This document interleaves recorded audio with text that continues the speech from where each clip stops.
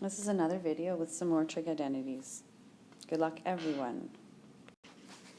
For this trig identity at the top, we have cos cubed x minus sine cubed x over cos x minus sine x.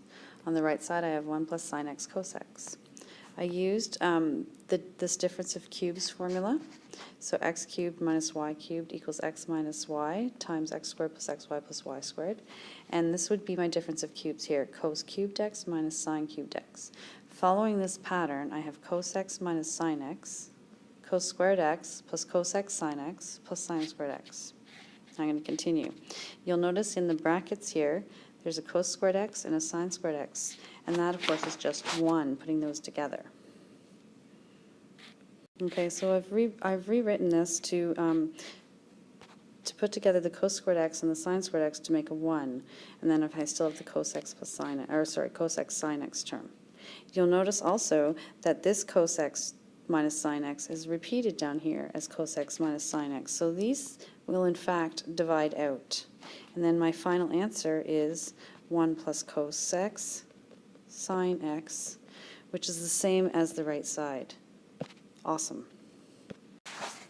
Okay, so working on B, I have cos 4x minus sine to the 4x all over 1 minus tan to the 4x, and I want to prove that it's equal to cos to the 4x.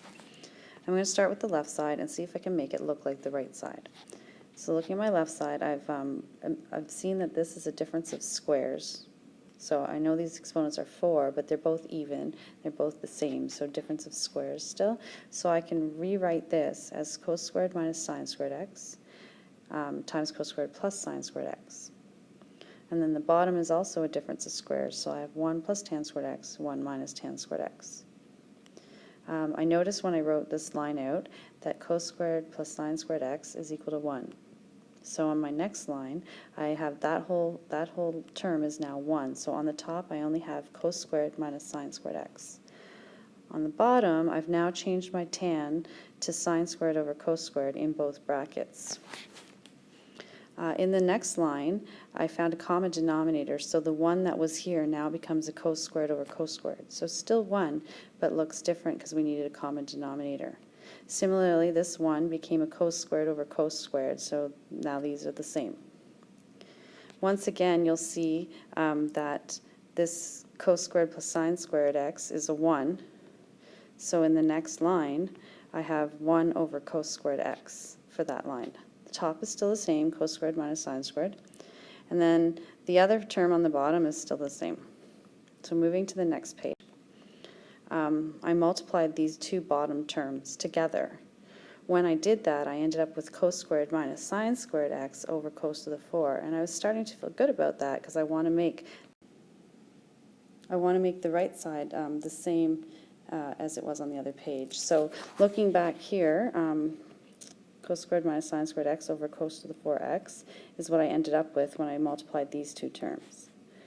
Now, this is this numerator divided by this fraction on the denominator. So when I divide fractions, I'm going to change it to a multiply and flip the denominator. So we used to have cos squared minus sine squared over cos to the 4, and now I've flipped them.